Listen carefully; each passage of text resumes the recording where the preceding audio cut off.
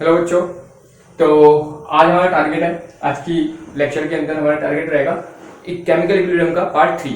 ठीक है, तो फर्स्ट और सेकंड पार्ट में ऑलरेडी आपको बता चुका हूँ, तो बस ध्यान रखना जिसने फर्स्ट और सेकंड पार्ट नहीं देखा है वो पहले इस पार्ट से पहले फर्स्ट और सेकंड पार्ट देखो ताकि ये चीज़ अच्छे से समझ आए। ठीक है, ओके।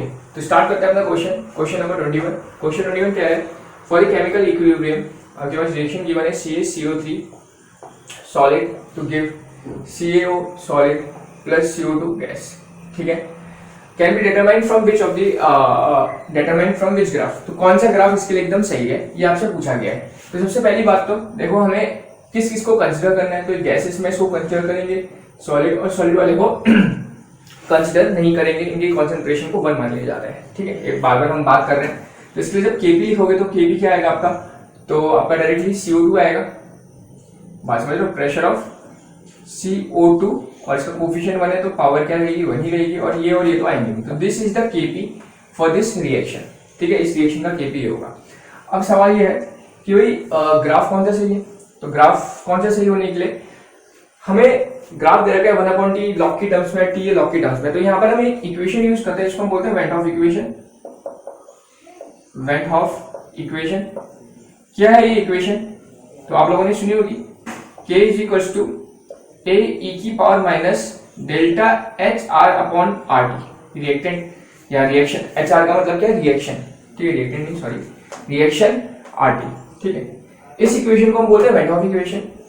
कुछ लोग इस इक्वेशन को अरेनियस इक्वेशन भी बोलते हैं। कुछ बुक्स में आप लोग देखोगे तो इसको अरेनियस इक्वेशन देखा हुआ आपको, लिखा हुआ मिलेगा आपको। ऐसा क्यों? क्योंकि आपने केमिकल काइनेटिक्स में रिएक्शन सुनी है, आपको याद होगा। तो K equals to A e की power minus EA upon RT। Rate constant और एक्टिवेशन एनर्जी के बीच में जो रिएक्शन होती है वो अरेनियस ने बताई थी हमें। तो इस इक्वेशन को अरेनियस इक्वेशन बोलते हैं। तो जब आप कंपेयर करोगे तो देखो तब पूरी की पूरी सेम ही है, बस वहां पर ये रेट कांस्टेंट होता था, यहाँ पर ये इक्विलिब्रियम कांस्टेंट है, बात समझ लो। और यहाँ पर एक्टिवेशन एनर्जी लेते थे और यहाँ पर हम एंथैल्पी में चेंज ले रहे हैं। ठीक है, बाकी सब कुछ है। तो इसीलिए कहीं कहीं बुक्स में इस इक्वेशन को अरेनियस इक्वेशन भी कहा जाता है। ऑल्दो ये सेम ही टाइम पे आए थे। वेंट ऑफ फैक्टर और अरेनियस जो साइंटिस्ट है आप लोग को पता भी होगा, नहीं पता तो सुन लो। ये दोनों साइंटिस्ट एक ही जमाने के थे, मतलब एक ही टाइम में इन लोगों की रिसर्च चलती थी। ठीक है, तो इतना ध्यान रखना। तो घबराना मत अगर किसी बुक में इसको अरेनियस इक्वेशन लिखा हो। तो फिलहाल this is the went of reaction. Went of ने एक्चुअल में इक्वेशन दी थी, तो इसी का हमें यूज करना पड़ेगा।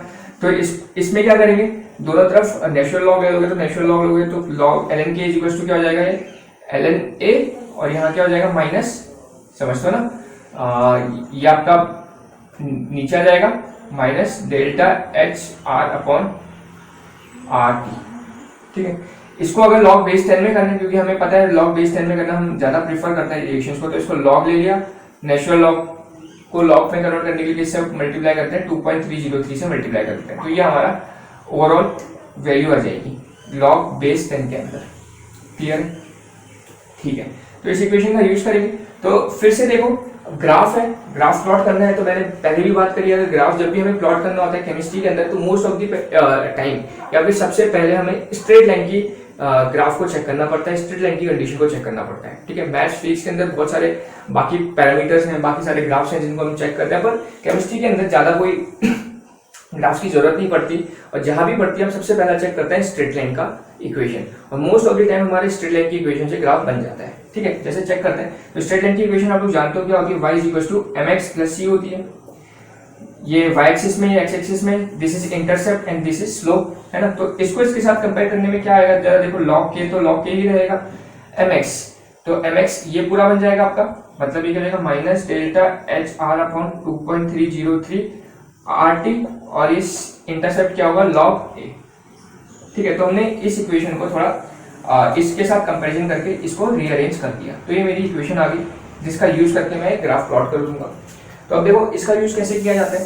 तो इसके लिए आप लोगों को ग्राफ की थोड़ी सी knowledge y equals to mx plus c की नॉलेज होनी चाहिए। क्या होता है याद करो, इस एक्सिस में y होता है, इस एक्सिस में x होता है। अगर मैं y equals to mx plus c की बात करूं, और इस रिएक्शन स्टार्ट कहां, मतलब ग्राफ स्टार्ट कहां से होता है? c से स्टार्ट होता है, इंटरसेप्ट। तो c अगर कुछ नहीं होता तो मतलब अगर c की वैल्यू 0 होगी, कुछ नहीं होगा तो यहां से स्टार्ट होता है। और ग्राफ कहां को जाएगा? ऊपर जाता है, सीधा जाता है, नीचे जाता है। ये किस में डिपेंड करता है? ये डिपेंड करता है स्लोप m में। तो m अगर देखो यहाँ पर पॉजिटिव कुछ नहीं है तो मतलब पॉजिटिव है, तो ग्राफ कहां जाता है? ऊपर को जाता है। क्लियर है इतना? ओके, तो इसी कॉन्सेप्ट का यूज करेंगे हम अपने इस वाली इक्वेशंस में। तो देख लो y एक्सिस में क्या होगा आपका log k हो जाएगा, और इस केस में log k p लिख देते हैं क्योंकि प्रेशर की बात करी जा रही है, kp लिख देते हैं, log क्या हो जाएगा kp हो जाएगा। आई बात समझ में। और log kp की वैल्यू हमने थोड़ी देर पहले निकाली थी, log kp की वैल्यू क्या आई थी, चलो बाद में निकाल दूंगा फिर से। और x एक्सिस में क्या लोगे, तो देखो ये वाला टर्म पूरा कांस्टेंट है, ये वाला टर्म पूरा क्या है कांस्टेंट है, तो x एक्सिस में क्या आएगा 1/t, ये वाला पूरा कांस्टेंट हो गया आपका।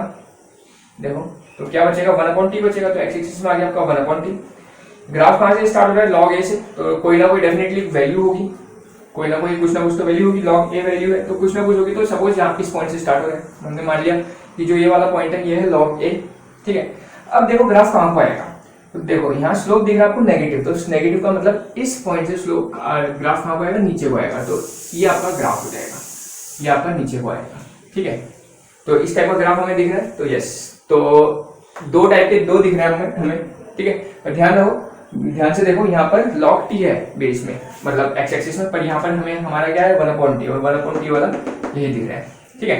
और इक्वेशन एक चीज और, kp को हम क्या लिख सकते हैं, तो इसको मिटा देते हैं। चलो हमारी इक्वेशन थी CaCO3 CaO प्लस CO2, तो हमने जब kp निकाला तो kp क्या था PCO2 आया था, ये था ना थोड़े पहले, क्योंकि ये सॉलिड है, ये सॉलिड है, इसको तो एक्सप्रेशन में लिखना नहीं है, केवल इसी को लिखते हैं, तो ये आया था। तो kp की जगह हम PCO2 पुट कर सकते हैं, तो kp की जगह हम क्या पुट कर सकते हैं PCO2, ठीक है। और यही मेरा फर्स्ट में लिखा हुआ है PCO2 1/t और ग्राफ नीचे को। तो इस तरीके से हम ग्राफ के क्वेश्चन सॉल्व करेंगे, क्लियर है, okay. Now next question solve करते हैं। नेक्स्ट क्वेश्चन क्या बोल रहे हैं, क्वेश्चन 22 आपका, the equilibrium pressure for the reaction, okay. इस टाइप के क्वेश्चन तो वैसे भी हम काफी कर ही चुके हैं। 2H2O reversible MSO4 plus 2H2O, ये आपका गैस में है, ये आपका सॉलिड में है, और ये आपका किसमें है, सॉलिड में है। आपसे बोल रहा है equilibrium pressure for the reaction is π/4 18, π/4 given है आपको इक्विलिब्रियम प्रेशर, आपको kp बताना है। तो जरा बताओ kp पहले लिखेंगे, kp के एक्सप्रेशन में क्या क्या आएगा, गैस आएगा, सॉलिड नहीं आएगा, सॉलिड नहीं आएगा।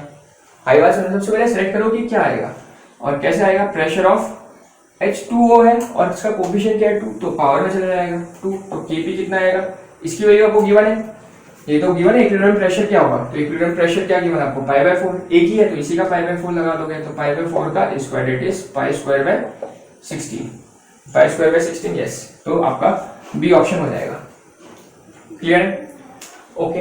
नेक्स्ट क्वेश्चन 23, क्वेश्चन 23 क्या कहता है, क्वेश्चन 23 कह रहे हैं 20 किलोग्राम ऑफ N2 N3 इसका 20 kilogram and 3 kilogram of H2 का 3 किलोग्राम मिल रहा है to produce ammonia, okay, ammonia बना रहे हैं।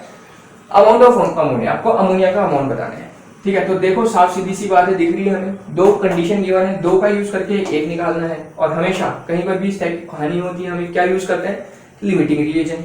फर्स्ट पार्ट के अंदर मैंने समझा रखा है तुम्हें लिमिटिंग रिएजेंट कैसे निकालते हैं, उसके स्टेप्स क्या हैं, ठीक है। तो इसलिए फर्स्ट पार्ट देख लो, अभी हम डायरेक्ट सॉल्व करेंगे। तो जहां पर भी दो को देख करके एक चीज निकालनी होती है, वहां हमेशा हम क्या यूज करेंगे, लिमिटिंग रिएजेंट यूज करेंगे। Very important concept, limiting reagent का जो कॉन्सेप्ट है बहुत ज्यादा इंपॉर्टेंट है। तो कैसे करेंगे, तो सबसे पहले इसको बैलेंस करते हैं। तो बैलेंस करते हैं N2 plus 3H2 give 2NH3, balance हो गई। अब देखो, तो इस कॉन्सेप्ट के अंदर क्या करना होता है, हमें पहचानना होता है कि लिमिटिंग रिएजेंट कौन है। तो सबसे पहला हम पहचानेंगे N2 और H2 में लिमिटिंग रिएजेंट कौन है। तो उसके लिए कुछ स्टेप्स थे। तो पहला स्टेप क्या था, स्टेप 1 क्या था, मोल्स पहचानो, मोल्स क्या होंगे। तो देखो मोल्स पहचानने के लिए तुम्हें पास तुम्हारा भी वेट्स गिवन है, मोल नहीं गिवन। अगर मोल गिवन होते तो डायरेक्टली लिख देते, पर मोल तो नहीं गिवन है, हमारा क्या गिवन है, वेट गिवन है। तो वेट को मोल्स में कन्वर्ट कर सकते हैं। नंबर ऑफ मोल्स क्या होता है, वेट अपॉन मॉलिक्यूलर वेट, होता है नहीं होता है, होता है ना एक मॉलिक्यूल के लिए। तो नंबर ऑफ मोल्स इसके कितने होंगे, इसके नंबर ऑफ मोल होंगे 20 डिवाइड बाय इसका मॉलिक्यूलर वेट कितना होगा नाइट्रोजन का, एक नाइट्रोजन का होता है 14 एंड 2 का कितना हो जाएगा 28, समझ लो। एंड नाइट्रोजन का कितना होता है 14 होता है, तो एंड 2 का कितना हो जाएगा 28 हो जाएगा। सिमिलरली और ध्यान रहे एक मोल को लेके काउंट करना है। स्टेप 1 में नंबर ऑफ मोल्स निकालना है एक मॉलिक्यूल को लेके या एक मोल को लेके। सिमिलरली हाइड्रोजन का निकालेंगे, हाइड्रोजन का कितना है 3 wait upon molecular wait. Molecular weight 3 2 या 6 नहीं करेंगे, एक मोल को लेके करेंगे। ठीक है, ये चीज ध्यान रखना है। पहले स्टेप में जो मोल्स निकालते हैं एक मॉलिक्यूल का निकालते हैं, तो एक मॉलिक्यूल का कितना होगा H2 मतलब 2, पहला स्टेप। और स्टेप 2 में क्या था, जो कोफिशिएंट होता है उससे डिवाइड करते हैं, तो इसका कोफिशिएंट क्या है, इसका कोफिशिएंट है आपका 21, तो 1 से डिवाइड करोगे तो 1/1, और इसका कोफिशिएंट क्या है 3, तो इसको डिवाइड कर दोगे 3 से, तो 1/3 कर दोगे, 3 से डिवाइड कर दिया। ठीक है, तो अब देख लो तुम लोग, ये कितना है आपका 1/2 है, ये कितना है 20/28 है। समझ लो नहीं समझ लो, ये कितना है 20/28 है, और ये आपका ये कितना है 1/2 है। तो जब तुम इसको सॉल्व करोगे तो छोटी वैल्यू कौन सी है, तो छोटी वैल्यू जब 1/2 को सॉल्व करोगे तो कितना आएगा आपका, जान तो 0.5 आएगा, और इसको जब तुम सॉल्व करोगे तो कितना आएगा 28 है, तो 0.280 है। सॉल्व करोगे 20 तो कितना आएगा 0.0 हो जाएगा। समझ रहे हो, तो कितना आएगा 6 8 8 4 6 12 16 और 8 64 6 16 17 18 19 20 22। ठीक है, तो 0.7 के अराउंड आएगा, 0.7 के अराउंड आएगा। आई बात समझ में? क्या करा हमने, पहले इसको किस में कन्वर्ट कर दिया, आपने किस में कन्वर्ट कर दिया, इसको नंबर ऑफ मोल्स में कन्वर्ट कर दिया। ऑल्दो तुम इस किलोग्राम को ग्राम में भी कन्वर्ट कर सकते थे, पर इससे कोई फर्क नहीं पड़ता, क्योंकि जो वैल्यू यहाँ आई थी वही वैल्यू यहाँ पर भी आएगी, है ना। तो दोनों में सेम ही चीज आने वाली है, तो इसलिए मैंने उसको एज इट इज देने दिया। वेट को मॉलिक्यूलर वेट से डिवाइड करा, दैट इज N2 का कितना होता है 28, क्योंकि N का 14 होता है, और हाइड्रोजन का कितना होता है 1, तो H2 का कितना होगा 2, तो 3 को 2 से करा। फिर सेकंड स्टेप, जो कोफिशिएंट है उससे डिवाइड करो, इसका कोफिशिएंट है 1, तो 1 से डिवाइड कर दिया, इसका कोफिशिएंट है 3 से डिवाइड करा, इसको सॉल्व करा, ये है 0.5 के अराउंड, ये आएगा 0.7 के अराउंड। अब बस चेक कर लेना कौन सा छोटा है, तो ये छोटा दिख ही रहा है तुम्हें, ये लेस है, तो hence it is a limiting reason, ये हमारा होता है लिमिटिंग रीजन। आगे बात समझ, तो जैसे ही हमें लिमिटिंग रीजन पता चलता है, हमारी पूरी कहानी लिमिटिंग रीजन में बेस्ड होती है, मतलब इसका कोई रोल ही नहीं है रिएक्शन के अंदर, नाइट्रोजन का कुछ रोल नहीं होता, पूरी कहानी किसके अकॉर्डिंग चलेगी, हमारी इस हाइड्रोजन के अकॉर्डिंग चलेगी। ठीक है, इतनी बात समझ आ गई। अब देखो क्या कहानी है, क्लियर इतना। अब देखो क्या कहानी है, इसको मिटा देते हैं, लिमिटिंग रीजन हमने पहचान लिया, तो मतलब जो नाइट्रोजन का कुछ भी गिवन है उससे कोई मतलब नहीं है, केवल हमें हाइड्रोजन का देखना है। ठीक है, तो देखो इसके 3 मोल से इसका कितना मोल बन रहा है, 2 मोल बन रहा है, तो 3 मोल का वेट निकाल सकते हो तुम। 3 मोल का वेट किसके बराबर होगा, इसी फॉर्मूला लगाओ, नंबर ऑफ मोल का फॉर्मूला लगाओगे, वेट अपॉन मॉलिक्यूलर वेट। कितना मोल गिवन है, 3 मोल गिवन है, वेट निकालना है, मॉलिक्यूलर वेट कितना होता है हाइड्रोजन का, H2 का कितना होता है 2 होगा, तो 2 से मल्टीप्लाई करोगे कितना आएगा 6 ग्राम आएगा, मतलब इसका 6 ग्राम। अमोनिया कितना ग्राम दे रहे हैं, तो अमोनिया के कितने मोल मिल रहे हैं 2 मोल, समझ लो। या फिर डायरेक्टली लॉजिक भी लगा सकते हो, 1 मोल का जो वेट होता है वो मॉलिक्यूलर वेट के बराबर होता है, समझते हो ना, ये लॉजिक भी आपको पता होगा, जैसे number of mole is equal to weight upon molecular weight है, तो अगर इसको मैं 1 कर दूं तो वेट किसके बराबर आएगा, मॉलिक्यूलर वेट के बराबर आएगा, क्रॉस मल्टीप्लाई करोगे 1 से कुछ भी मल्टीप्लाई किया जाता है तो वही डिजिट आती है, तो 1 मोल का वेट किसके बराबर होता है, हमेशा उसके मॉलिक्यूलर वेट के बराबर होता है। तो 2 मोल का वेट कितना होगा, उसका मॉलिक्यूलर वेट इंटू 2, समझ लो, वरना आप इस फॉर्मूले से भी निकाल सकते हो, तो इसके मोल्स कितने हो गए 2 हो गए, वेट आपको निकालना, मॉलिक्यूलर वेट अमोनिया का कितना होता है 14 + 3 17, तो 17 को क्रॉस मल्टीप्लाई करके कितना आ गया 34, तो इसका वेट आ गया आपका 34 ग्राम्स। ठीक है, इतनी बात समझ आ गई, वरना डायरेक्टली वाला लॉजिक लगाओ कि 1 मोल का जो वेट होता है वो उसके मॉलिक्यूलर वेट के बराबर होता है, तो 1 मोल का वेट हाइड्रोजन के 1 मोल का कितना होता है, मॉलिक्यूलर वेट कितना है 2, तो 3 का कितना होगा इंटू 6 इंटू 3, मतलब तो 3 2 6 हो जाएगा। सिमिलरली अमोनिया के 1 मॉलिक्यूल का वेट कितना होगा, उसका मॉलिक्यूलर वेट दैट इज 17, 2 मोल का कितना होगा इंटू 2 दैट इज 34, ऐसे भी कर सकते हैं। ठीक है, तो according to reaction 6 gram hydrogen जब यूज हो रहा है तो 34 ग्राम अमोनिया बन रहा है, और आपसे बोला जा रहा है रिएक्शन में कितना ग्राम हाइड्रोजन जब यूज होगा 3 किलोग्राम, 3 किलोग्राम जब हाइड्रोजन यूज होगा तो कितना अमोनिया बनेगा, तो इसको मैं x मान लेता हूँ, इसको मैं x मान लेता हूँ। आगे बात समझ में, तो इसको ग्राम को किलोग्राम में कन्वर्ट कर भी सकते हो, नहीं भी कर सकते हो, कोई ज्यादा जरूरी नहीं है। चलो कन्वर्ट करना है तो कर लो। तो 3 किलोग्राम मतलब कितना ग्राम इंटू 1000 करना पड़ेगा। मतलब आपसे बोले 6 ग्राम अगर 34 ग्राम दे रहा है तो बताओ 3000 ग्राम। समझ लो, किलोग्राम था, मैंने 1000 से मल्टीप्लाई कर दिया, ग्राम कर दिया। नहीं भी करोगे तभी भी आंसर आ जाएगा, नो प्रॉब्लम। समझ लो, नहीं भी करोगे तभी भी आंसर आ जाएगा, क्योंकि रेशियो इक्वल है। अगर ये ग्राम में तो ये ग्राम में आया है, अगर ये किलोग्राम में तो ये भी हम किस में निकाल देंगे, किलोग्राम में डायरेक्टली निकाल देंगे। ठीक है, पर हमेशा हम हर जगह सुनते हैं कि भाई यूनिट एक होनी चाहिए, यूनिट एक होनी चाहिए, इसलिए मैंने इसको यूनिट एक कर दी। क्लियर, पर ध्यान है जो आंसर आएगा वो किस में आएगा, ग्राम में आएगा। तो ये ग्राम, ये ग्राम, ये ग्राम, तो ये भी ग्राम का। ठीक है, तो 6 ग्राम 34 ग्राम दे रहा है, 3 किलोग्राम या फिर 3000 ग्राम कितना देगा, एक्स देगा। तो बस रेशियो हम जानते हैं इक्वल होता है, इसको क्रॉस मल्टीप्लाई करो तो एक्स इक्वल टू कितना जाएगा, 34 इंटू 3000 डिवाइड बाय 6। ठीक है, या फिर यूनिटरी मेथड, अगर ये समझ आ गया तो बढ़िया, नहीं आया तो यूनिटरी मेथड कर लगा सकते हो, है ना। वरना ये सिंपल है, 6 ग्राम 34 ग्राम लेते हैं, ये कितना देगा, एक्स देगा, क्रॉस मल्टीप्लाई करो, क्योंकि रेशियोज हमेशा क्या होते हैं, सेम रहते हैं। ठीक है, तो सॉल्व करते हैं, कितना होगा, इसको सॉल्व कर देंगे। 6 5 हो जाएगा और 0 0 हो जाएगा, तो इससे मल्टीप्लाई करो, 5 से 15 1, 5 से 15 16 और 0 0, तो 16500 हो गया। ठीक है, ये किस में हो गया, आपका ग्राम्स में हो गया। नाउ ऑप्शंस आपके किलोग्राम में, तो इसको क्या करना पड़ेगा आपको, 5 सही है, 5 4 क्या कर रहा हूँ, 5 4 20 0 2 5 15 16 17 ये आया। ठीक है, 1700 ग्राम आ गया, 17,000 ग्राम आ गया, सॉरी 17000 17,000 ग्राम आ गया। पर ऑप्शन आपके किलोग्राम्स में है, तो किलोग्राम्स में कन्वर्ट करने के लिए क्या करना पड़ेगा, 1000 से डिवाइड कर देंगे, और जैसे इसको 1000 से डिवाइड करेंगे 3 0 से 3 0 कट जाएगा, तो क्या बचेगा आपका 17 किलोग्राम बचेगा। यस, ऑप्शन दिख रहा है 17 किलोग्राम। ठीक है, तो एकदम सिंपल लिमिटिंग रीजन के कॉन्सेप्ट में बेस्ड है, एकदम आसानी से आप लोग कर सकते हो। बस आपको लिमिटिंग रीजन पहचानना आना चाहिए और पूरी रिएक्शन उसी में बेस्ड है। देखो अब नाइट्रोजन का कोई रोल ही नहीं है, नाइट्रोजन को देखना ही नहीं है हमें। ठीक है, जैसे लिमिटिंग रीजन निकाला, रिएक्शन उसके अकॉर्डिंग चलती है। ठीक है, ओके।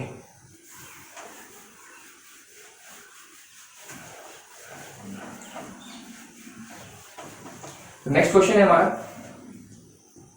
नेक्स्ट क्वेश्चन है question 24, which condition would give maximum yield in the manufacture of ammonia. Okay, तो ये क्वेश्चन बेस्ड है आपका ली चैटिलियर प्रिंसिपल पे, ली चैटिलियर्स प्रिंसिपल।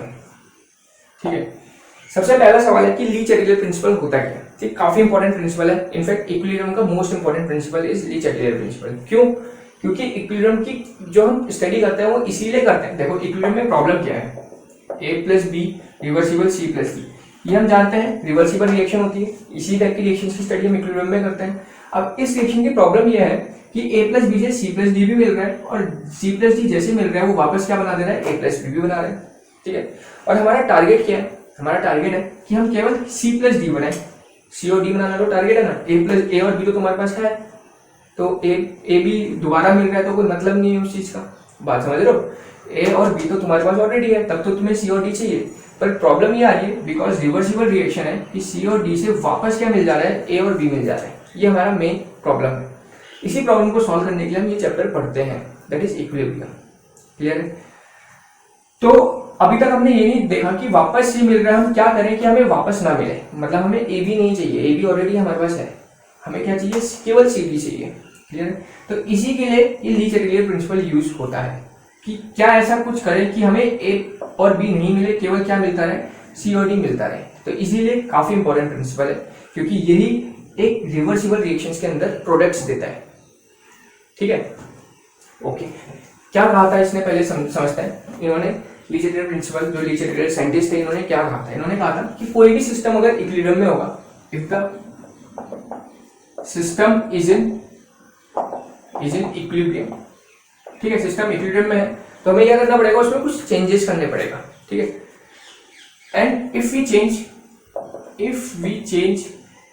क्या करते हैं, चेंज करते हैं उसका, तीन तरीके से हम उसको चेंज करा सकते हैं, तीन फैक्टर्स यूज कर सकते हैं। If we change its concentration, temperature और प्रेशर,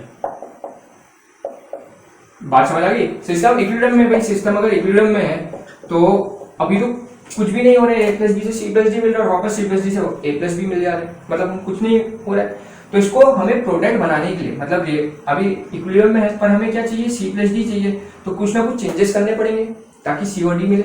समझ लो भाई, देखते रहोगे तो नहीं, कुछ नहीं होने वाला है, देखते रहो प्रोडक्ट दे दे तो नहीं मिलेगा ना प्रोडक्ट। तो तुम्हें क्या करना पड़ेगा, कुछ चेंजेस करने पड़ेंगे। वो क्या चेंज करने पड़ेंगे वही बोल रहे हैं। इफ वी चेंज इट्स, या तो इसकी कॉन्सेंट्रेशन चेंज कर दी जाए, या तो इसका टेम्परेचर चेंज कर दिया जाए, या तो इसका प्रेशर चेंज कर दिया जाए। क्लियर है? किसका, इस सिस्टम का या इस रिएक्शन का। तो होता क्या है, इससे इक्विलिब्रियम शिफ्ट हो जाता है। तो इससे हुआ क्या, इक्विलिब्रियम विल शिफ्ट, इक्विलिब्रियम क्या हो जाएगा, शिफ्ट हो जाएगा।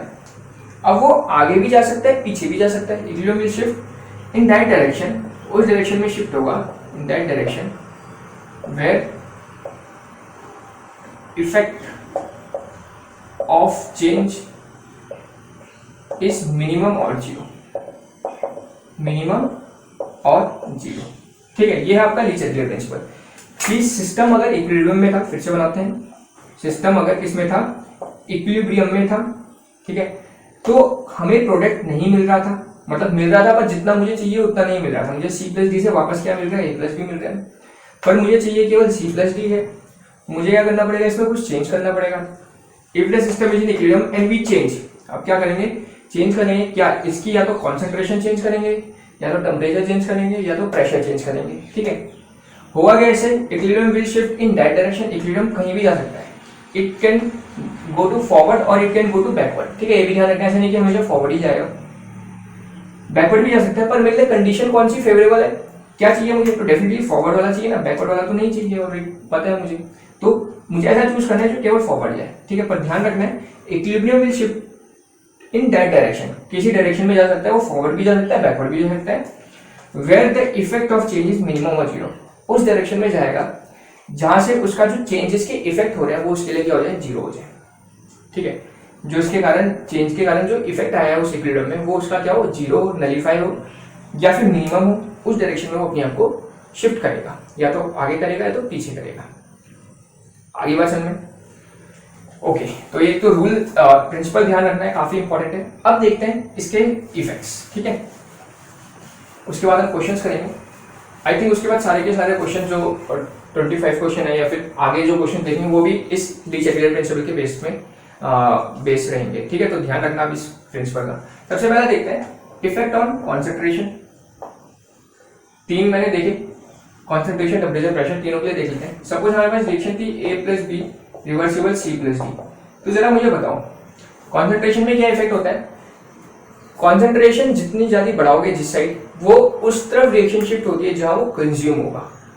समझ लो, जहां वो क्या होगा, कंज्यूम होगा। सपोज तुमने ए प्लस बी की कॉन्सेंट्रेशन बढ़ाई, ठीक है, ए प्लस बी की कॉन्सेंट्रेशन बढ़ाई, तो कहां शिफ्ट होगी, तो कंज्यूम कहां हो रहा है, सी प्लस डी मिल रहा है ना। तो मतलब इस केस में रिएक्शन कहां शिफ्ट हो रही है, फॉरवर्ड, और ये मेरे लिए क्या है, फेवरेबल। समझ आ रही है? ए प्लस बी की कॉन्सेंट्रेशन बढ़ाई जाओगे तो सी प्लस डी ज्यादा मिलता रहेगा कि नहीं मिलेगा। जैसे सपोज एक एग्जांपल देता हूं मैं तुम्हें। सपोज तुम्हें चाय वगैरह कुछ बनानी है, ठीक है, चाय के लिए दूध हो गया, चीनी हो गया, चाय पत्ती हो गया, इसकी कॉन्सेंट्रेशन तुम बढ़ाते रहो, चीनी चाय डालो, ज्यादा दूध डालो, तो क्या मिलेगा तुम्हें, सी प्लस डी, जो चाय तुम्हारी तैयार होगी वो क्या मिलेगी, ज्यादा मिलेगी। बात समझ लो? तो यही कहानी है कि अगर इसकी कॉन्सेंट्रेशन बढ़ाते रहोगे तो ये आपको क्या मिलता रहेगा, ज्यादा मिलता रहेगा, सिंपल।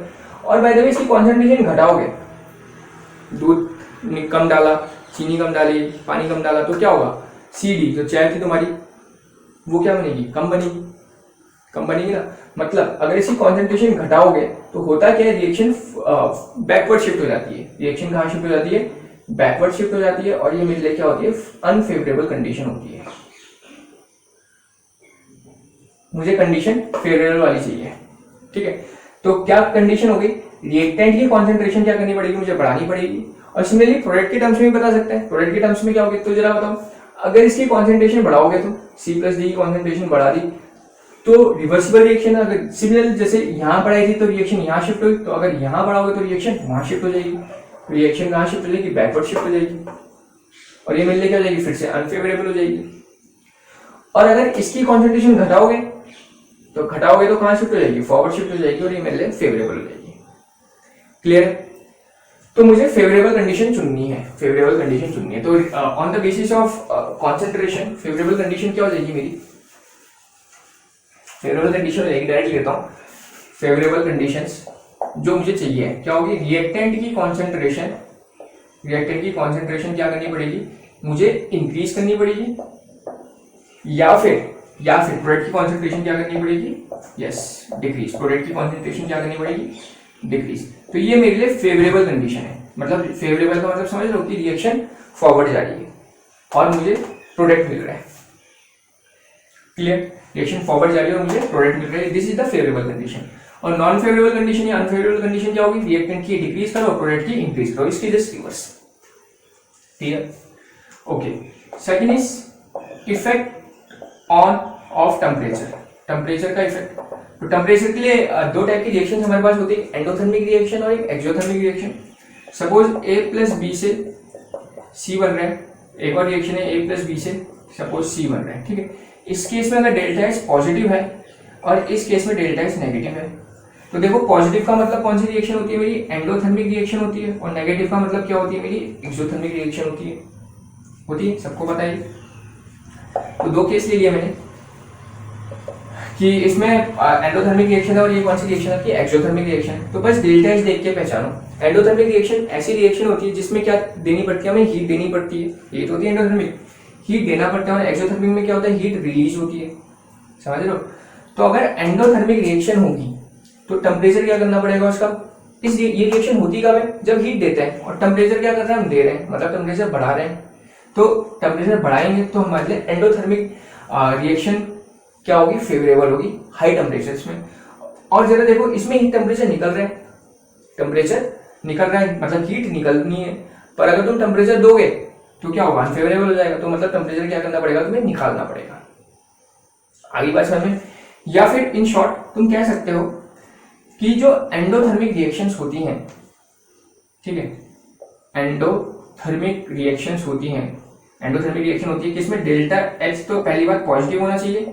और एंडोथर्मिक रिएक्शन कहाँ फेवरेबल होती है, ये हाई टेम्परेचर में फेवरेबल होती है, हाई टेम्परेचर में। और डेल्टा एच अगर नेगेटिव होगा क्या होगी, आपकी एक्सोथर्मिक होगी। और ये फेवरेबल होती है आपकी कहाँ, लो टेम्परेचर में। बस इतना ध्यान रखो, की पॉइंट, ठीक है। कि अगर एंडोथर्मिक रिएक्शन होगी मतलब डेल्टा एच अगर पॉजिटिव होगा तो ये रिएक्शन कहाँ फेवरेबल होगी, हाई टेम्परेचर में। टेम्परेचर तुम्हें देना पड़ेगा, तभी तो भाई हीट दे रहे हो, नाम ही उसका वो हीट दे रहे हो, मतलब टेम्परेचर दे रहे हो तो रिएक्शन अच्छी होगी। और एक्सो में क्या करना पड़ेगा, हीट निकालना पड़ेगा, क्योंकि एक्सोथर्मिक रिएक्शन ऐसी रिएक्शन होती है जिसमें हीट निकलता है। तो अगर हीट तुम दे रहे हो, एक्चुअल में क्या करना है, उसमें निकालना है, पर तुम दे रहे हो तो अनफेवरेबल हो जाएगा ना उसके लिए। तो इसीलिए एक्सोथर्मिक में लो टेम्परेचर के अंदर फेवरेबल होती है, तो ये इसकी फेवरेबल की कंडीशन होगी, ठीक है। फेवरेबल की कंडीशन क्या होगी, एंडोथर्मिक में हाई टेम्परेचर, एक्सोथर्मिक में लो टेम्परेचर, ठीक है। अब एक दूसरी चीज पहचानेंगे कैसे, एंडोथर्मिक एक्सोथर्मिक। तो एक तो ये बता दी directly, plus delta H positive होगा, डेल्टा एच नेगेटिव होगा, डायरेक्ट पता चल जाएगा। पर प्रॉब्लम ये होती है, ऐसा नहीं होता है क्वेश्चंस के अंदर, प्लस कुछ गिवन होगा, सपोज ये गिवन है प्लस आपके पास क्यू या फिर माइनस क्यू, ठीक है, ये एंथैल्पी है, हीट है। अच्छा है, अब होगी यहाँ पर गलती बच्चों से। तो ये जैसे ही बच्चे माइनस क्यू देखते हैं, माइनस डेल्टा एच नेगेटिव में देखा था हमने, तो माइनस क्यू देखते साथ ये बच्चे इसको बोलेगा ये क्या है, यस एक्सो, हो जाएगा गलत। प्लस को देखते साथ बोल देगा बच्चा ये है एंडो, फिर से गलत हो जाएगा, ठीक है।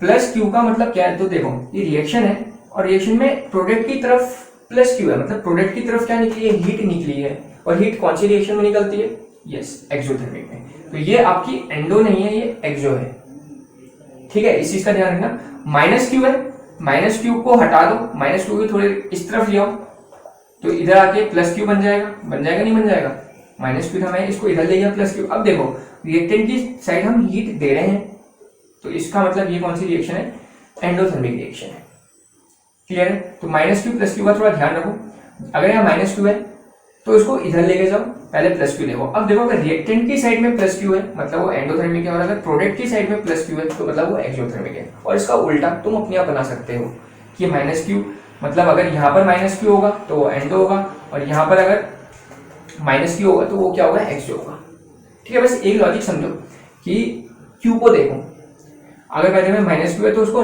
प्लस बनाओ सबसे पहला स्टेप, और देखो किस तरफ है। Q अगर प्रोडक्ट साइड है मतलब हीट निकल रही है तो एक्सो, और Q अगर रिएक्टेंट साइड है मतलब हीट दे रहे हो मतलब एंडो। क्लियर है? ओके, तो इस चीज का ध्यान रखना है खास, क्योंकि इसी पॉइंट में सबसे सारी गलती करते हैं बच्चे। डेल्टा एच के टर्म्स में डायरेक्ट सभी को पता ही रहते हैं, पर क्यू की टर्म्स में या फिर प्लस माइनस की टर्म्स में अगर यहाँ एनर्जी लिखी होती है तब गलत हो जाता है। ठीक है, तो ध्यान रखना है। और थर्ड है आपका इफेक्ट ऑफ प्रेशर, प्रेशर का इफेक्ट। तो प्रेशर का कहना ही है ऑन इंक्रीजिंग द प्रेशर, लिख देता हूं इसका पॉइंट, ये सबसे ज्यादा इंपॉर्टेंट है वैसे, प्रेशर वाला सबसे ज्यादा इंपॉर्टेंट प्रेशर वाला ही है। ठीक है, on increasing the pressure, pressure बढ़ाने से equilibrium will shift to that direction where number of moles are decreasing. ठीक है, प्रेशर बढ़ाओगे तो इक्विलिब्रियम उस डायरेक्शन में शिफ्ट होगा, वो फॉरवर्ड भी हो सकता है बैकवर्ड भी हो सकता है, जिस डायरेक्शन में क्या होंगे आपके नंबर ऑफ मोल्स या फिर नंबर ऑफ मॉलिक्यूल्स क्या होंगे, डिक्रीज हो रहे होंगे। ठीक है, और एक चीज और ध्यान रखना, नंबर ऑफ मॉलिक्यूल्स को लेते हुए फिर से हम कौन से मॉलिक्यूल्स को चेक करेंगे जो गैसेस और एक्वस में होते हैं। ठीक है, वो बार बार बोल चुका हूं मैं, वैसे आपको याद भी हो गया होगा वो चीज। जैसे example N2 + 3H2 to give 2NH3, या चलो एक नॉर्मल से एग्जांपल ले लेता हूं, ये A हो गया, 2B गैस हो गया रिवर्सिबल, 2C गैस हो गया। ठीक है, तो देखो रिएक्टेंट गैस है, दोनों को कंसीडर करेंगे, ये भी गैस है इसको भी कंसीडर करेंगे। तो रिएक्टेंट की तरफ कितने मॉलिक्यूल्स हैं, 2 + 1 3, इस तरफ 3 हो गए और इस तरफ कितने हो गए, 2 हो गए। तो बोल रहा है on increasing the pressure, pressure बढ़ाने में equilibrium will shift to that direction where number of moles are decreasing. तो मोल्स कहाँ डिक्रीज हो रहे हैं, डिक्रीज का मतलब ये होता है 3 से 2, ये होता है ना, मतलब 3 से 2 मतलब ये कहाँ शिफ्ट हो रही है, फॉरवर्ड शिफ्ट हो रही है। मतलब इसके लिए कंडीशन क्या होगा, प्रेशर मुझे क्या करना पड़ेगा, इंक्रीज करना पड़ेगा। तो प्रेशर इसके लिए क्या करना पड़ेगा, इंक्रीज, या फिर कह सकते हो हाई प्रेशर करना पड़ेगा। क्लियर है, इतनी बात समझ आ गई। इसके लिए एग्जांपल और देता हूं, इसको मिटा देते हैं। चलो रिएक्टेंट का होप आप लोग को समझ आ गया होगा, खासतौर से ये और ये ज्यादा इंपॉर्टेंट है। सपोज आपके लिए एक और एग्जांपल दे रहा हूं मैं, A gas plus gives 2C + D, ये गैस हो गया, ये भी गैस हो गया। ठीक है, इसमें देखो रिएक्टेंट साइड कितने मोल्स लेंगे, पहले सबको लेंगे, चेक कर लिया, क्योंकि सारे गैसेस में रिएक्टेंट साइड कितने मोल है, 2, प्रोडक्ट साइड कितने मोल है, 3। अब जरा बताओ, अगर इसका प्रेशर इंक्रीज करोगे तो रिएक्शन उस तरफ शिफ्ट होगी जहां नंबर ऑफ मोल्स क्या होंगे, घट रहे होंगे, डिक्रीज। तो घटना मतलब 3 से 2, रिएक्शन इस बार इस तरफ शिफ्ट हो जाएगी। और क्या ये मेरे लिए फेवरेबल है, तो नहीं है, क्योंकि बैकवर्ड जा रही है। मेरे लिए फेवरेबल क्या है, फॉरवर्ड। तो इस केस के अंदर मुझे प्रेशर को क्या करना पड़ेगा, डिक्रीज करना पड़ेगा। तो इसके लिए कंडीशन हो गई, प्रेशर क्या होगा आपका, लो होगा इस पर्टिकुलर रिएक्शन के लिए, और इस पर्टिकुलर रिएक्शन के लिए प्रेशर क्या करना पड़ेगा, हाई करना पड़ेगा। आई बात समझ में, क्योंकि इसमें हाई करने में रिएक्शन उस तरफ शिफ्ट होती है जहां घट रहा है मोल, तो घटना मतलब 3 से 2, इस तरफ रिएक्शन शिफ्ट होगी। तो अगर भाई इंक्रीज करने में 3 पीछे को शिफ्ट हो रही है तो क्या करेंगे, डिक्रीज करेंगे, डिक्रीज करने में क्या होगी, आगे को शिफ्ट होगी। और मुझे ऐसी रिएक्शन चेक करनी है जो कहाँ को शिफ्ट हो, आगे शिफ्ट हो। यही तो मेरे लिए फेवरेबल कंडीशन है। बात समझ आ गई। और बाय द वे अगर किसी का सेम आ गया, suppose A gas reversible B gas ही आ गया, तो जरा बताओ यहाँ भी 1 मोल है, यहाँ भी 1 मोल है, तो इसमें क्या होगा, प्रेशर बढ़ाने से तो रिएक्शन उस तरफ चल जाती है जहां नंबर ऑफ मोल घट रहे हैं, पर यहाँ तो कहीं पर भी नहीं घट रहे, ना तो यहाँ से राइट से लेफ्ट घट रहे हैं, ना तो लेफ्ट से राइट घट रहे हैं। तो इस केस में no effect on pressure, no effect on pressure. तो इस रिएक्शन का प्रेशर में कोई इफेक्ट नहीं पड़ेगा। मतलब कुछ भी करो, प्रेशर को बढ़ाओ चाहे घटाओ, नो इफेक्ट, क्योंकि नंबर ऑफ मोल्स क्या है, सेम है। क्लियर है, तो बात समझ आ गई। मतलब अगर नंबर ऑफ मोल्स रिएक्टेंट से प्रोडक्ट की तरफ जा रहे हैं, मतलब रिएक्टेंट के जा रहे हैं, प्रोडक्ट के कम है, तो टेम्परेचर प्रेशर बढ़ाना पड़ेगा। प्रोडक्ट के जा रहे हैं, रिएक्टेंट की कम है, घटाना पड़ेगा। दोनों के सेम है तो नो इफेक्ट, फेवरेबल कंडीशंस के लिए। ठीक है, लॉजिक समझो, बहुत इजीली आप लोग क्वेश्चंस कर लोगे। ठीक है, तो ये है हमारा ली चलिए प्रिंसिपल, काफी इंपॉर्टेंट है। अब करते हैं क्वेश्चंस। तो क्वेश्चन हमारा कहता है 24, कंडीशन है, रिएक्शन आपके पास N2 + 3H2 to give 2NH3। आपको बोल रहा है मैक्सिमम यील्ड कब मिलेगा। मैक्सिमम यील्ड मतलब ये जो अमोनिया है ये मैक्सिमम कब मिलेगा। ठीक है, ऑप्शन है high temperature high pressure, high temperature low pressure. LTHP का मतलब है लो टेम्परेचर हाई प्रेशर और इसका मतलब है लो टेम्परेचर लो प्रेशर। ठीक है, तो शॉर्ट में लिख दिया मैंने, जगह नहीं थी वहां। ओके, तो सबसे पहले देखो यहाँ पर ये भी लिखा है प्लस क्यू कैलोरीज। ठीक है, तो सबसे पहले हम प्रेशर की टर्म्स में चेक कर लेते हैं। तो प्रेशर देखो, प्रेशर की टर्म्स में सब गैसेज होती हैं, तो इधर कितने मोल्स हैं 3 और प्लस 1 4 और इधर कितने मोल्स हैं 2।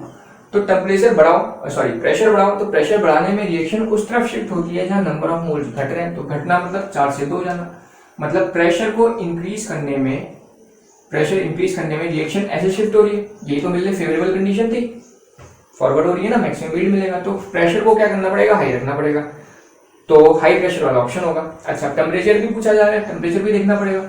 टेम्परेचर के लिए भी मैंने तुम्हें बताया, इसको देखो, तो देखो जो Q है प्लस में दे रखा है, प्लस मतलब प्लस में हीट निकल रही है, और ये प्लस Q किस तरफ दे रखा है आपको, प्रोडक्ट साइड दे रखा है। प्रोडक्ट साइड दे रखा है मतलब रिएक्शन कौन सी होगी, एक्सोथर्मिक रिएक्शन होगी। ये बोला था थोड़ी देर पहले, एक्सोथर्मिक रिएक्शन होगी। और एक्सोथर्मिक रिएक्शंस में टेम्परेचर क्या होना चाहिए, लो होना चाहिए। एक्सोथर्मिक रिएक्शन में क्या फेवरेबल कंडीशन होती है, लो टेम्परेचर। तो आपकी ये कंडीशन हो जाएगी high pressure, pressure high, temperature low. तो ऐसा कोई दिख रहा है, yes, low temperature and high pressure, तो आपका सी ऑप्शन हो जाएगा। Clear, okay. नेक्स्ट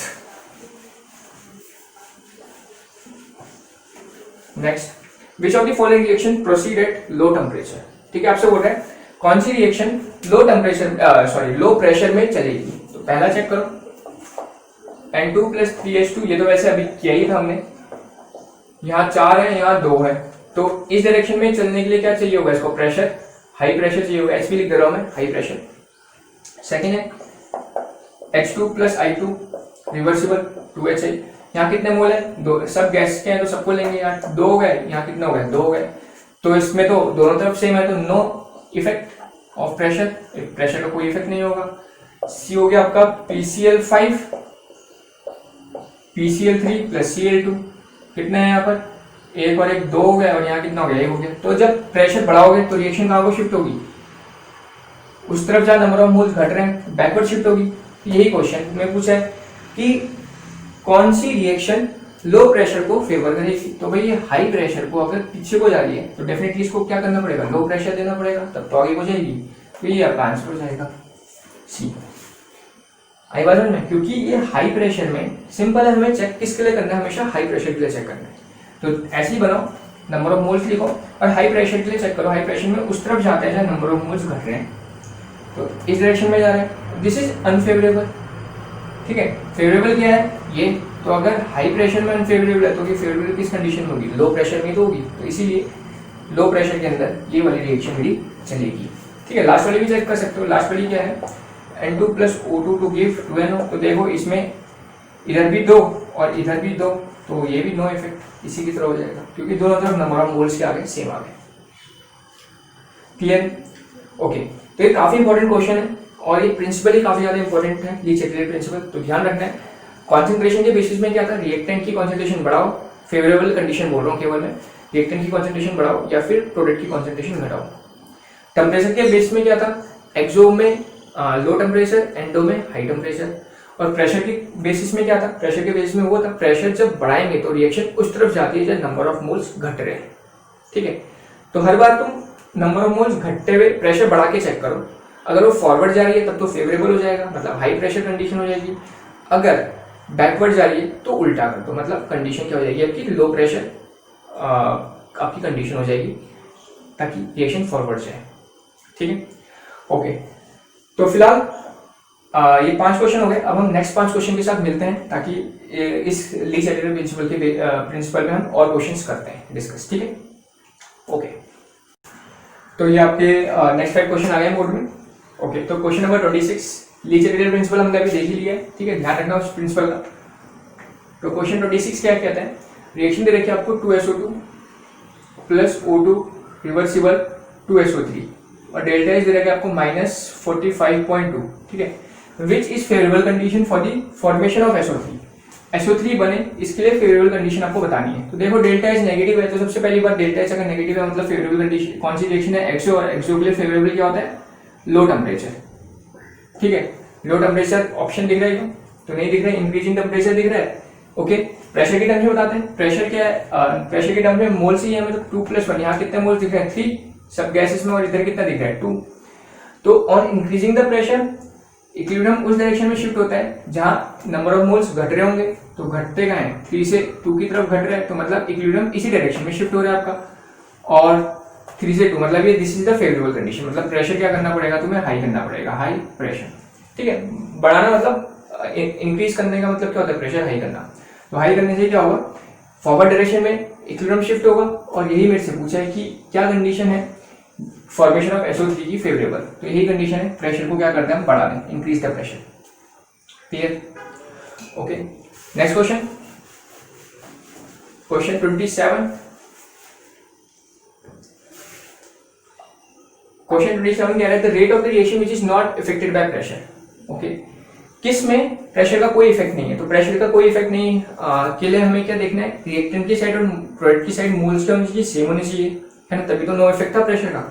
देखा था अभी हमने पहले वाले में, देखो कितने रिएक्टेंट की तरफ, 1 और 1 2, कुछ भी नहीं होने तो मान के चलेंगे सब गैसेस में, सबको कंसीडर करेंगे, तो दोनों को काउंट करेंगे, 1 + 1 2, और उधर कितना है 1, तो इसमें इफेक्ट होगा प्रेशर का। सेकंड में ऐसे ही कर लो, चलो सेकंड में क्या होगा, 1 और 1 2, इधर 2 मोल्स है और इधर भी कितने मोल है, 2 मोल है, तो मतलब इसी में बोला जा रहा है नॉट इफेक्टेड, तो यही होगा जिसमें प्रेशर का कोई इफेक्ट नहीं होगा। ये तो था, इसमें रिएक्टेंट साइड और प्रोडक्ट साइड मोल क्या हो जाए, सेम हो जाए, उसमें प्रेशर का कोई इफेक्ट ही नहीं पड़ता।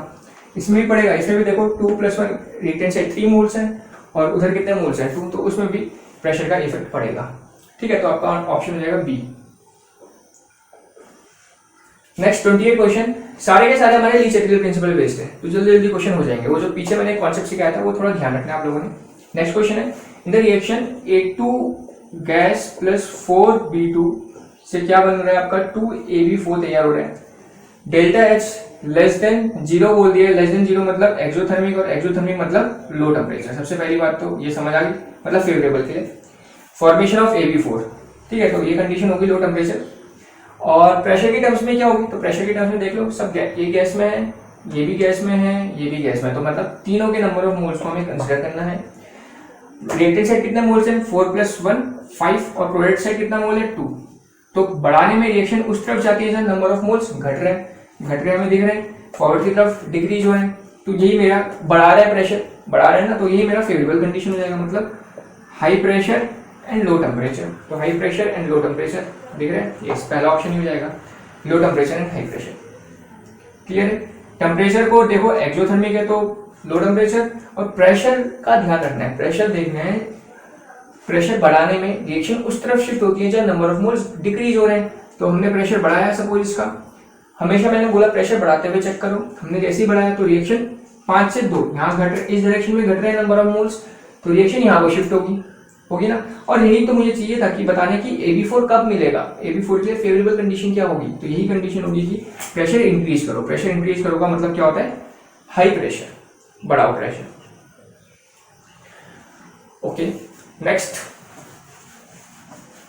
लीच एथिकल प्रिंसिपल आप लोग को अगर समझ आ जाएगा तो ये वाले क्वेश्चन एकदम दिमाग में हो जाएंगे, आपको पेन वगैरह चलाने की भी जरूरत नहीं पड़ेगी। ठीक है, लीच एथिकल प्रिंसिपल का ध्यान रखो, जो पीछे सिखाया वो ध्यान अगर आपको समझ आ गया, ये क्वेश्चन एकदम दिमाग में बनते हैं। नेक्स्ट क्वेश्चन है, for the reaction CO + H2O reversible CO2 + H2, reaction है at a given temperature the equilibrium amount of CO2 can be increase by. CO2 का अमाउंट कैसे इंक्रीज करोगे, तो देखो टेम्परेचर तो पता नहीं है, एंडो एक्सो टेम्परेचर की कहानी भी नहीं की होगी, 1 मोल है, तो यहाँ पर 2 मोल है, यहाँ पर भी कितना मोल है 2 मोल, तो प्रेशर का भी कोई इफेक्ट नहीं होगा, टेम्परेचर तुम बता नहीं सकते क्योंकि तुम्हें एंडो एक्सो को जीवन नहीं है। ठीक है, मन से नहीं मानना है, तो और कुछ है क्या ऑप्शंस, तो यस कॉन्सेंट्रेशन से बता सकते हैं, एडिंग कैटलिस्ट तो कुछ नहीं होता, इनर्ट गैस से भी कोई फर्क नहीं पड़ता, वॉल्यूम से भी कुछ नहीं फर्क पड़ता। और लास्ट देखो increasing amount of CO, yes तो बताया था अगर रिएक्टेंट की अमाउंट बढ़ा दो, रिएक्टेंट की अमाउंट रिएक्टेंट साइड बढ़ा दो तो हमें रिएक्शन कहाँ मिलती है, फॉरवर्ड मिलती है, आगे को मिलती है, तो ये मेरी क्या हो जाएगी, फेवरेबल कंडीशन हो जाएगी। तो क्या आंसर हो जाएगा इसका, increasing the amount of CO। Starting में पहली ये तो देखा था हमने कि अगर इस साइड रिएक्टेंट का कॉन्सेंट्रेशन बढ़ाएंगे तो फॉरवर्ड डायरेक्शन जाएगी फेवरेबल, या फिर प्रोडक्ट की कॉन्सेंट्रेशन घटाएंगे, ये जो इस तरफ होता है प्रोडक्ट साइड उसकी कॉन्सेंट्रेशन घटाओगे, वो भी हमारे लिए क्या होगी, फेवरेबल कंडीशन होगी। Clear? Okay, now last question हमारे इस पार्ट का, या फिर कह सकते हो इस चैप्टर का, इक्विलिब्रियम का लास्ट क्वेश्चन है हमारा, क्वेश्चन नंबर 30। क्या कह रहा है? Correct find the correct order of the equilibrium constant for the reaction. Okay, तो 3 रिएक्शन आपको गिवन है। पहले मैं रिएक्शन लिख देता हूँ।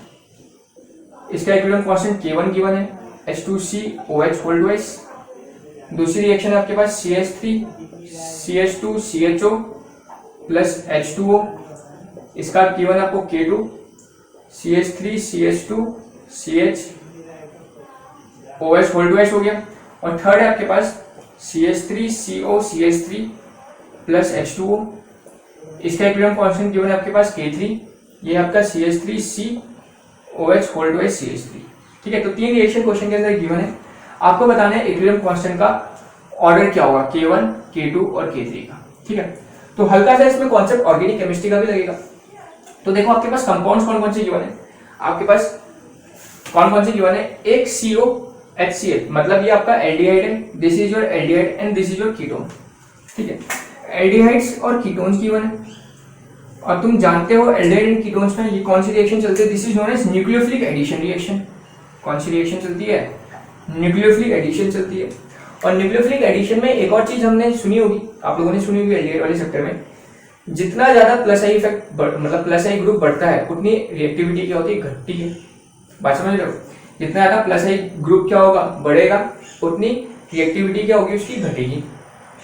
और एक चीज बात और, एल्डिहाइड और कीटोन ज्यादा रिएक्टिव कौन होता है, तो definitely aldehydes are more reactive. Aldehydes are more reactive, reactivity अगर मुझे लिखना है तो aldehydes are more reactive than ketones toward nucleophilic addition. Nucleophilic addition में एल्डिहाइड ज्यादा रिएक्टिव होते हैं। तो चेक कर लो सबसे ज्यादा कौन होगा। तो देखो ये एल्डिहाइड है, ये एल्डिहाइड है, ये एल्डिहाइड है, और ये क्या आपका ketone C double bond OCH3। तो सबसे ज्यादा रिएक्टिव कौन सा होगा? ये दोनों डेफिनेटली इससे ज्यादा होंगे। और इन दोनों में ज्यादा कौन होगा, तो इन दोनों में चेक करो। अभी जो मैंने बोला प्लस आई, तो ये वाला ग्रुप CH3 एल्काइल ग्रुप है आपका ये, और एल्काइल ग्रुप क्या होता है, प्लस आई ग्रुप होता है। तो जितना ज्यादा प्लस आई ग्रुप होगा उतनी ज्यादा जो रिएक्टिविटी होगी वो क्या होती रहेगी, कम होती रहेगी।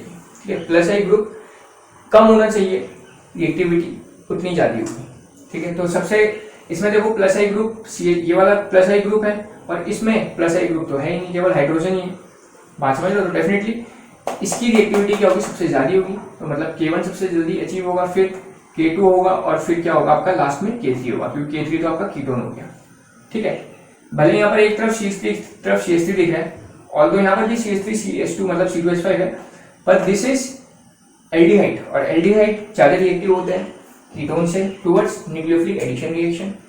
और अगर एल्डिहाइड्स में आपस में चेक करना है तो प्लस आई ग्रुप देखो, जितना ज्यादा प्लस आई ग्रुप होगा उतनी रिएक्टिविटी कम होगी। लिख देता हूँ, plus I group is inversely proportional to reactivity. ठीक, किस केस के लिए? न्यूक्लियोफिलिक एडिशन केस के लिए एल्डिहाइड और कीटोन्स में। ये भी ध्यान रखना, ऐसा नहीं कि कहीं पर भी आप ये लिख दिया मन से हर जगह ये लगा रहे हो, ऐसा नहीं। न्यूक्लियोफिलिक एडिशन के केस के अंदर। ठीक है, खैर जब हम इन चैप्टर्स के बारे में आप लोग देखोगे वीडियोस तो आप लोग को अच्छे से समझ आने लग जाएगा।